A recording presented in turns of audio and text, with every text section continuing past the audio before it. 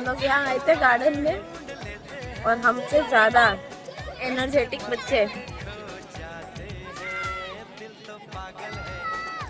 और ये कि मेरा पति है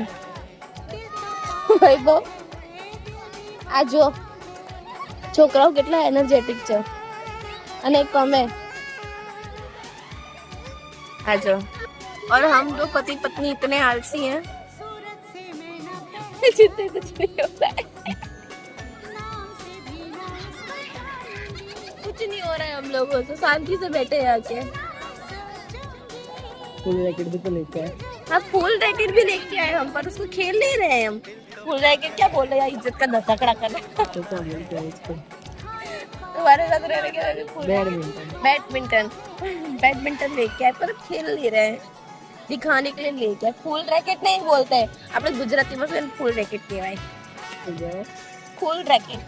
પણ આપણે અંગ્રેજીમાં તો બેડમિન્ટન કહેવાય કઈ વાંધો નહીં હેડો આપણે આ લોકોને જોઈએ થોડી વાર એક ઘરે જઈએ ગુડ નાઇટ કરીએ ગુડ નાઇટ